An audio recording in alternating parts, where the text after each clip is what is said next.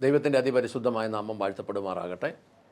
ഉൽപ്പത്തി പുസ്തകം 1-ാം അധ്യായത്തിൻ്റെ 14 മുതൽ 18 വരെയുള്ള വാക്യങ്ങൾ നമ്മൾ ചിന്തിക്കുമ്പോൾ അതിങ്ങനെ എഴുതിയേക്കുന്നത്, പകലിനെയും രാത്രിയെയും വേർതിരിക്കുവാൻ ആകാശവിധാനത്തിൽ വെളിച്ചങ്ങൾ ഉണ്ടാവട്ടെ.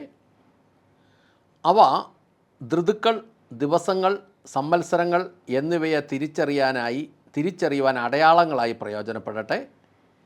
ഭൂമിയെ പ്രകാശിപ്പിക്കുവാൻ ആകാശവിധാനത്തിൽ അവ വെളിച്ചങ്ങളായിരിക്കട്ടെ എന്ന് ദൈവം കൽപ്പിച്ചു. അങ്ങനെ സംഭവിച്ചു. പകൽ വാഴുവാൻ വലിപ്പം കൂടിയ വെളിച്ചവും രാത്രി വാഴുവാൻ വലിപ്പം കുറഞ്ഞ വെളിച്ചങ്ങളും, ഇങ്ങനെ 2 വലിയ വെളിച്ചങ്ങളെ ദൈവം ഉണ്ടാക്കി. അവിടുന്ന് നക്ഷത്രങ്ങളെയും നിർമ്മിച്ചു. ഭൂമിയെ പ്രകാശിപ്പിക്കുവാനും പകലിനെയും രാത്രിയെയും ഭരിക്കുവാനും വെളിച്ചത്തെയും ഇരുളിനെയും വേർതിരിക്കുവാനുമായി ദൈവം ആകാശവിധാനത്തിൽ അവയെ സ്ഥാപിച്ചു.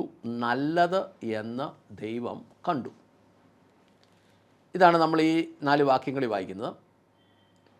ദൈവം ഇതുണ്ടാകട്ടെ എന്ന് കൽപ്പിച്ചപ്പോൾ ഈ സൂര്യൻ എരിഞ്ഞുകൊണ്ടിരിക്കുന്ന ഗോളമാകണമെന്നോ, അതിൽ hydrogen, oxygen, nitrogen, carbon dioxide, mercury, helium, അതിനപ്പുറം വല്ല വാതകങ്ങളും ഉണ്ടെങ്കിൽ അതെല്ലാം ഉണ്ടാകട്ടെ എന്നോ അങ്ങനെ ഒന്നും ദൈവം പറഞ്ഞില്ല. ദൈവം അത് ഉണ്ടാകട്ടെ എന്ന് മാത്രമേ പറഞ്ഞുള്ളൂ. വലിയൊരു പട്ടിക തയ്യാറാക്കിയിട്ട് ഇതിൻ്റെ പ്രകാരം ഇതുണ്ടാകട്ടെ എന്നൊന്നുമല്ല ദൈവം പറഞ്ഞത്.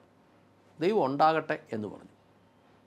എന്നാൽ ഇന്ന് അന്തരീക്ഷത്തിൽ കാണുന്ന എല്ലാ കാര്യങ്ങൾക്കും ദൈവത്തിന് അതിന് വ്യക്തമായ ഉദ്ദേശം ഉണ്ടായിരുന്നു. സൂര്യനെ സൃഷ്ടിച്ചതിനും ചന്ദ്രനെ സൃഷ്ടിച്ചതിനും നക്ഷത്രങ്ങളെ സൃഷ്ടിച്ചതിനും ഒക്കെ ദൈവത്തിന് വ്യക്തമായ ഉദ്ദേശങ്ങളുണ്ടായിരുന്നു.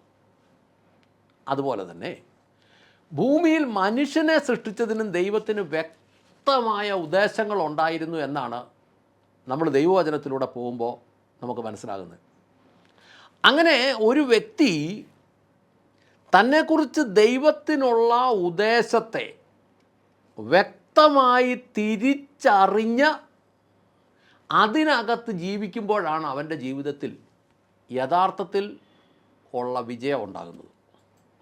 ഭൂമിയും അന്ന് മനുഷ്യനായിട്ട് ജനിച്ചു, വളർന്നു, കുറേ കാലം എന്തെങ്കിലും ജോലി ചെയ്തു, കുറേ പണം ഉണ്ടാക്കി, ഒരു സ്ഥലം മേടിച്ചു, ഒരു വീട് വെച്ചു. അവസാനം വന്നതുപോലെ വന്നപ്പോൾ ഒന്നുമില്ലായിരുന്നു. വായി പല്ലില്ലായിരുന്നു, ഉടുതുണിയില്ലായിരുന്നു, വിദ്യാഭ്യാസം ഇല്ലായിരുന്നു, അറിവില്ലായിരുന്നു, കഴിവില്ലായിരുന്നു, ജ്ഞാനമില്ലായിരുന്നു, തടിയില്ലായിരുന്നു, വലിപ്പമില്ലായിരുന്നു. 2.5 കിലോ 3 കിലോ 3.5 കിലോ ആയിട്ട് വന്നു. അവസാനം ഇവിടെ കിടന്ന് കുറേ അംഗമൊക്കെ എടുത്തെങ്കിലും ഒരു സമയം കഴിഞ്ഞപ്പോൾ ഇതുപോലെ തന്നെ മക്കൾ തുണി കൊടുത്താലേ തുണിയുള്ളൂ. പല്ല് തന്നെ പഴിഞ്ഞു പോയി, വെപ്പുവല്ലുണ്ടെങ്കിലും അത് വായിക്കാത്ത കിടന്ന് ആടിക്കൊണ്ടിരിക്കും. അങ്ങനെ ഒരു സാഹചര്യത്തിൽ താൻ ഈ ഭൂമിയിൽ നിറഞ്ഞ അറിവോ വിദ്യാഭ്യാസമോ സമ്പത്തോ സംവിധാനമോ പ്രതാപമോ പേരോ ഒന്നുമില്ലാതെ ഇവിടുന്ന് തിരിച്ചു പോകുന്നതല്ല ഒരു ജീവിത വിജയത്തിൻ്റെ അടിസ്ഥാനം. അപ്പോൾ പൊതുവെ ഇന്നത്തെ ലോകത്തിൽ കർത്താവായ യേശുവിനെക്കുറിച്ചുള്ള അറിവിനും അതിനനുസരിച്ചുള്ള ജീവിതത്തിനുമൊക്കെ വിശ്വാസികളുടെയും ശുശ്രൂഷകരുടെയും ജീവിതത്തിൽ വളരെ കുറവുകൾ വന്നിട്ടുണ്ടോ എന്ന് ശ്രദ്ധിക്കേണ്ടത് ആവശ്യമാണ്.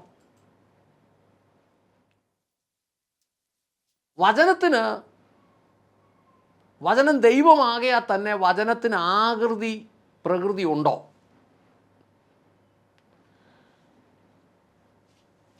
അതുതന്നെയാണോ ദൈവം?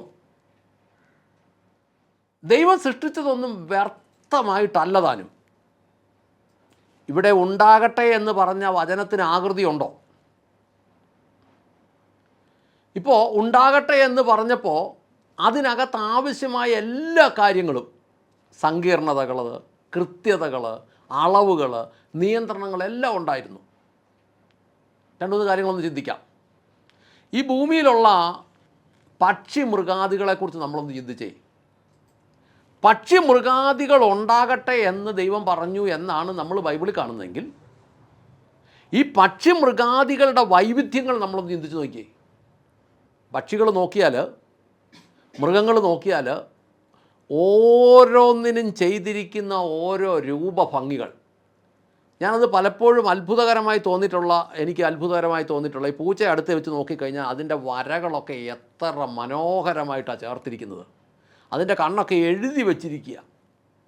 അത്രയും ഭംഗിക്കത് ചേർക്കേണ്ട കാര്യം സത്യത്തിൽ എന്തിനായിരുന്നു എന്ന് പലപ്പോഴും ഞാൻ ആലോചിച്ചിട്ടുണ്ട്. എന്നാൽ വചനം ഉണ്ടാകട്ടെ എന്ന് പറഞ്ഞപ്പോൾ ഇതിൻ്റെ ജ്ഞാനം മുഴുവൻ ഇതിനകത്തുണ്ടായിരുന്നു. ചില കിളികളെ കണ്ടു കഴിഞ്ഞാൽ നമ്മൾ ഓർക്കും എന്തൊരു സൗന്ദര്യമായി ഇതിന്, അതെന്തിനാ അതിനെയെല്ലാം അങ്ങനെ സൃഷ്ടിച്ചത് എന്ന് ചോദിച്ചാൽ അതല്ല ഇങ്ങനെ ആയിരിക്കട്ടെ എന്നല്ല. ഒരു സംഘം ശാസ്ത്രജ്ഞന്മാർ ചേർന്ന് എന്തെങ്കിലും ഒരെണ്ണം സംവിധാനത്തിലൂടെ മാറ്റാനോ പ്രവർത്തിക്കാനോ ശ്രമിച്ചാൽ ചിലപ്പോൾ അവരുടെ ജീവിതകാലത്ത് പോലും അവർക്ക് ഇതുപോലെ ഒന്നും സൃഷ്ടിക്കാൻ പറ്റില്ല. പക്ഷേ ദൈവവചനം നോക്കുമ്പോൾ ഒറ്റ വാക്കിനകത്ത്, ഉണ്ടാകട്ടെ എന്നൊരു വാക്കിനകത്ത് ഇത്രയും മനോഹരമായതുണ്ടായി. മത്സ്യങ്ങളെ നോക്കിക്കേ, എന്തുമാത്രം മത്സ്യങ്ങളാണ് വിവിധ രീതിയിലും സൗന്ദര്യത്തിലും ഒക്കെ ഉള്ളത്. ഇപ്പോൾ പ്രത്യേകിച്ച് ഈ അക്വേറിയങ്ങളിലൊക്കെ വളർത്തുന്ന പലതിനെയും കാണുമ്പോൾ അതുപോലെ കടലിലെ മീനുകളിൽ തന്നെ ചിലത് ഈ മയിലിൻ്റെയൊക്കെ കളർ പോലെ പല കളറുകളുള്ള മത്സ്യങ്ങൾ ഇപ്പോൾ മാർക്കറ്റിൽ വരെ കിട്ടാൻ തുടങ്ങി. ഇതൊക്കെ ഉണ്ടായപ്പോൾ ഇതിനൊക്കെ ഇത്രത്തോളം സൗന്ദര്യമായിട്ടുണ്ടാകാനുള്ള ദൈവത്തിൻ്റെ ആ ഉണ്ടാകട്ടെ എന്ന വാക്കിനകത്തുനിന്ന് പോയ ജ്ഞാനം ഞാൻ പലപ്പോഴും ചിന്തിച്ചു. നമ്മളെപ്പോലെയുള്ളവരുടെ ജീവിതത്തിൽ പല പ്രശ്നങ്ങൾക്കും ഒരു പരിഹാരം എന്താണെന്ന് നമുക്കറിയില്ല. ചിലരൊക്കെ പറയുന്ന ചില വിഷയങ്ങൾ കേട്ടാൽ അതിനൊരു പരിഹാരം എന്താണെന്ന് നമ്മുടെ ബുദ്ധിക്കകത്ത് നമുക്കറിയില്ല. എന്നാൽ ദൈവത്തിൻ്റെ ഒരു വാക്ക്, ഉണ്ടാകട്ടെ എന്നൊരു വാക്ക് ആ വിഷയത്തിലേക്ക് ഇറങ്ങി വന്നാൽ, എന്നെ ശ്രമിക്കുന്ന സഹോദര, താങ്കളുടെ ജീവിതത്തിൽ ഈ പ്രശ്നത്തിന് എന്താണ് പരിഹാരം എന്ന് താങ്കൾ ഭാരപ്പെട്ടിരിക്കുകയാണ് എങ്കിൽ ഉണ്ടാകട്ടെ എന്നുള്ള ദൈവത്തിൻ്റെ ഒരു വാക്ക് അതിനകത്ത് ഇറങ്ങി വന്നാൽ താങ്കളുടെ പ്രശ്നത്തിന് പരിഹാരം ഉണ്ടാകും. ഒരു മനുഷ്യൻ്റെയും കണ്ണ് കണ്ടിട്ടല്ല, ഒരു മനുഷ്യൻ്റെയും ചെവി കേട്ടിട്ടല്ല, ഒരു മനുഷ്യൻ്റെയും ഹൃദയത്തിൽ തോന്നിയിട്ടല്ല എന്ന് എഴുതിയിട്ടുണ്ട്. പല പ്രശ്നങ്ങളുടെയും പരിഹാരം ദൈവത്തിൽ നിന്ന് വരുമ്പോൾ അങ്ങനെയാണ്. ഭാരപ്പെടുന്ന വിഷയങ്ങൾ, പലരും ചിന്തിക്കും ഈ കടബാധ്യത എങ്ങനെ മാറും, പലരും ചിന്തിക്കും ഈ പ്രശ്നത്തിൽ എങ്ങനെ ഒരു സൗഖ്യം വരും, പലരും ചിന്തിക്കും ഈ വിഷയത്തിൽ എങ്ങനെ ഒരു വിടുതലുണ്ടാകും. പക്ഷേ ദൈവത്തിൻ്റെ വാക്ക് അതിനകത്ത് ഇറങ്ങി വന്നാൽ അവിടെ വിടുതലുണ്ടാകും. അത് മനുഷ്യൻ്റെ ബുദ്ധി കൊണ്ട് അറിയാൻ പറ്റില്ല. മനുഷ്യൻ്റെ ബുദ്ധിക്ക് മുകളിൽ കൂടി ആത്മാവിൻ്റെ തലം പോകുന്നത്. ബുദ്ധി താഴെ വെക്കുമ്പോൾ ആത്മാവിൻ്റെ തലത്തിൽ ദൈവം അത്ഭുതകരമായ കാര്യങ്ങൾ ചെയ്യും. ഉൽപ്പത്തി പുസ്തകം 1-ാം അധ്യായത്തിൽ നമ്മൾ എഴുതിയിരിക്കുന്നു, ആദിയിൽ ദൈവം ആകാശവും ഭൂമിയും സൃഷ്ടിച്ചു. സൃഷ്ടിച്ചപ്പോൾ ഭൂമി രൂപരഹിതവും ശൂന്യവുമായിരുന്നു എന്ന് എഴുതിയേക്കുന്നു. എന്നാൽ ആദ്യത്തെ വചനത്തിൽ ദൈവം ഭൂമി രൂപരഹിതവും ശൂന്യവുമായ ഭൂമി ഉണ്ടാകട്ടെ എന്നല്ല പറഞ്ഞത്. അങ്ങനെ എഴുതിയിട്ടുമില്ല. പിന്നെ എങ്ങനെ അത് പാഴായിപ്പോയി? പിന്നെ എങ്ങനെ അത് രൂപരഹിതമായിപ്പോയി? ഇതിൻ്റെയൊക്കെ ഉത്തരം നമ്മൾ തിരുവചനത്തിൽ നിന്ന് തന്നെ കണ്ടെത്തേണ്ടതുണ്ട്. അവൻ്റെ പുസ്തകത്തിൽ നിന്ന് അന്വേഷിച്ച് കണ്ടെത്തണമെന്ന് യെശയ്യാവിനോട് ദൈവം പറഞ്ഞിട്ടുണ്ട്. ഒന്നാമത്തെ കാര്യം നമ്മൾ മനസ്സിലാക്കണം, ഈ ദൈവവചനം ഓർഡറായിട്ടല്ല ഈ പുസ്തകത്തിൽ എഴുതി വച്ചിരിക്കുന്നത്. ഓർഡറായിട്ടാണ് എഴുതി വച്ചിരിക്കുന്നതെങ്കിൽ അത് ആർക്കും അങ്ങ് വായിച്ച് മനസ്സിലാക്കാം. പക്ഷേ വചനം പറയുന്നത്, യെശയ്യാവിൻ്റെ പുസ്തകത്തിൽ പറയുന്നത്, അവൻ്റെ പുസ്തകത്തിൽ നിന്ന് അന്വേഷിച്ച് കണ്ടെത്തണമെന്നാണ് യെശയ്യാവിനോട് പറഞ്ഞേക്കുന്നത്. വില കൊടുത്ത് കണ്ടെത്തണം. അതവിടെ ഇവിടെയൊക്കെ മാറിയാണ് കിടക്കുന്നത്. അപ്പോൾ നമുക്കതിനകത്തുനിന്ന് മനസ്സിലാക്കാം, വചനത്തിന് ഇണവാക്യങ്ങളുണ്ട്.